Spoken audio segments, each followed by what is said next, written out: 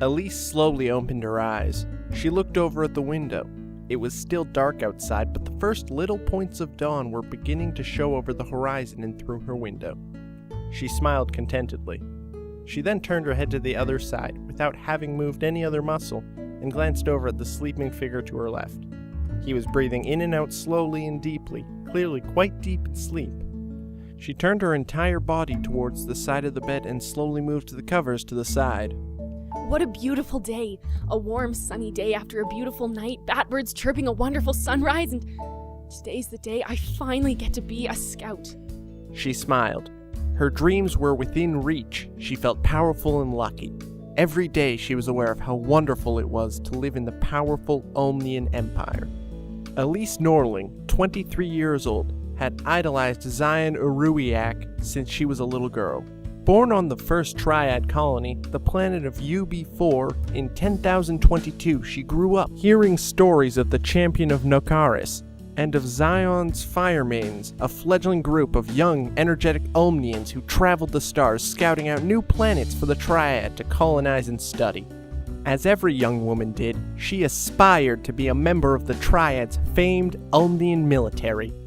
Unlike the men, who had an 89% acceptance rate, the women of Ulmnia had only a 60% acceptance rate due to stringent physical requirements.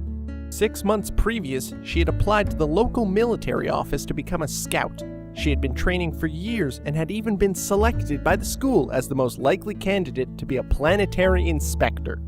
Formerly a low-ranking position, planetary inspector had been popularized by Zion Arueak when she won a fortune, glory, and governorship of her own planet after a tough war against the mysterious machines. 2 months after she applied, Elise received an invitation to come to the Fire Maiden Training Academy and had passed the course with flying colors. She was going to achieve her dream of becoming a fire maid. She did her morning stretches and took notes of her dreams. As part of the mandatory psychological evaluation, she did this every morning. She walked over to the cabinet and pulled out her uniform. It was bright blue and form-fitting. She thought the blue went well with her blonde hair, and she was quite proud of her figure as well. It had gold trimming over each shoulder and running down the sides to a silver belt with many buttons on it. There was a small Z on the left side of her chest. It represented that she was a member of the Zion's Fire Maidens. She was very proud of that little Z. It had several V's on each arm pointing down, signifying her rank, and as her little personal touch, these were surrounded by a painted-on fire. The gloves were pearl white with silver bands running between the fingers. These bands held a double purpose of decoration and as a conduit for the stealth system that was spread throughout the suit. She took the uniform off its hook and was admiring it proudly when the figure in the bed stirred. I have a few hours, I guess. I'll get ready to go in a bit. She put the uniform back into the cabinet lovingly and climbed back into the bed. A few hours later, dressed proudly in her uniform and only 5 minutes before the start of the ceremony, she stood before the imposing Capitol building in the center of Sklua, the capital of UB4. All right. Good luck to me. She breathed quietly as she opened the door, nervous. Even though she was confident in her abilities, she had no control over where she would be assigned to go for her first mission. Elise walked into a large hall filled with dozens of other newly joined fire maidens. Zion had made the job of scouting planets quite popular, and every little girl of Elise's generations had dreamed of joining this squad. Elise had thought that there would be many people she recognized. There weren't.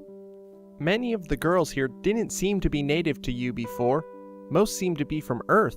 The Ulmnians were the cultural elites, and the citizens of Jiadong were also almost as high-ranking. People went to the colonies to re-establish their lives when they had been disgraced. UB4 had been chosen to be the main colonization and inspection base for the Triad, only a few months previous because of its success story as the first colony. Hey, Elise! A voice called out from the crowd. It was Elise's friend and fellow graduate, Amy. Hey! Hi, Amy. How are you? I'm a bit nervous. What kind of planet do you think they'll send us to? Amy, unlike Elise, had barely made the final cut and was worried that she would be sent to a lesser planet as a result. I don't know. Hopefully one with life on it. Imagine having a species named after you. Elise smiled at the thought of a species named after her. There were similar conversations going on throughout the hall. it was complete pandemonium. The people of the hall had immediately split into clusters of people from the same cities. The largest group, unsurprisingly, was that of the capital of the empire, Ulmnia itself. A tall and broad-chested, finely muscled man with short-cropped brown hair walked up to the podium in front of the hall. He motioned for silence with his right hand. The Ulmnian children stopped talking, but the colonials all continued. The disappointment in the Ulmnians' eyes was apparent to Elise, who was watching them for cues on how to behave. The man leaned into the microphone. "Silence, please." It was to no avail. The nervous energy of the majority of the crowd was too high to notice the new sound in the hall. The man puffed out his chest as if he were about to shout. Elise followed the lead of the Ulmnians and plugged her ears. The man then pounded his left fist into his chest. A loud, metallic thrum pulsed throughout the room as the man opened his mouth and let out his breath. Elise was amazed. The man was a sounder breed human. The colonials all stared slack-jawed at him. Sounders were a rarity outside of Ulmnia and Zhaidong, since most of the colonies were still attempting to get their economies going to the point where the luxury of musicians was possible. There was complete silence. "Thank you." The man spoke politely, as if they had gone quiet at his first request. "Good morning, ladies. I'd like to congratulate you all for having made it past the final cut, and welcome you all to the Zion's Fire Maidens. Now, I must remind you, you are all still on probation, and your first missions will decide if you are allowed to stay in this fine and prestigious scout group. And now, without further ado, I would like to welcome two very special people. They need no introduction, so I'll simply tell them to come in, and I am confident that you will recognize them." He bowed and left the podium to go call in the special guests. A soft hum went through the crowd as the girls speculated who these mysterious people were who were going to come and talk to them. Then they walked in. Silence. A sense of awe descended over the crowd. Standing before them were two of the greatest heroes of Ulmnia. Even the homeworlders were awestruck. Then a cheer rose up. It was Tarsieg and Zion. The young girls' idols had come to wish them well on their new journey, and all of the girls, Elise included, had never been so excited in their lives. Welcome, new fire maidens. Zion spoke into the microphone to the sound of uproarious cheering and applause. You are all here because you are the best we have to offer, and the most dedicated young women of the Triad, but only 30 of you will keep your position after your first missions. We want the best, and many of you think that you fit that description, but most do not. Elise shuffled closer to the podium. Zion stepped away from the microphone and gestured for Tarsieg to step up. Tarsieg Maerk II was the greatest hero of Ulmnia. He was the successor of the original founder of this empire in the year 1881. He had single-handedly taken the humans of Tenaria, the original home of the Triad's other members, Goblaks and Wachtons, and built them from a disorganized mess into the greatest military force in known history. Legend had it that he had come from the overground during the darkest period of their history, taking a slow defeat by their traditional enemies, the Drachnans, and turning it into a crushing victory. He was the main force behind the formation of the Triad, and had led the colonization of many of the new planets himself.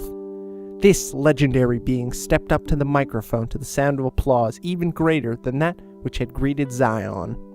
Zion and I would like to personally give each and every one of you your assignment and shake your hands. Tarsieg broadcast across the room without using the microphone. Legend said that he had lost his lungs nearly 7,000 years previous and had been one of the first sounders, a personal experience of the nearly as legendary technician, Teknak. So I will begin. When I call your name, I will tell you where you'll be going, and you will come up and get your congratulations and teleporter key. Do not lose it, as without this key, you will not be able to go on the mission. So, without further ado, Miss Alzen, you'll be going to the system Lemanis. The girl, Miss Alzen, ran forward to the podium and shook Tarsieg's hand excitedly, then turned and smiled as Zion gave her the teleporter key for that system. You will leave tomorrow at 0800 hours. Tarsieg was smiling as widely as she was. He called up the next person, then the next. The cheering never faltered. This went on for quite some time, and 23 names later, Amy was called. She ran up and shook his hand so vigorously she had to be pried off. I appreciate the concern, but my new wrist does not need any further testing. Also, I already have a wife. Everyone laughed at this. The atmosphere, despite the girl's nerves before, had become almost party-like because of Tarsieg's easygoing attitude. Finally, as the 42nd name to be called, Elise was given her system. Ms. Norling, you'll be going to the Pyrammus system. You are quite lucky. Our scanners indicate one of the planets may already have civilized life on it. She rose from her seat and headed up to the podium, and he shook her hand. You leave next Monday at 0700 hours. To Ulmnian and the Triad proud. This has been episode 4 of the Clash series. If you enjoyed the story, hit the like and subscribe buttons below. If you have any suggestions, leave them in the comments. More episodes released every Friday.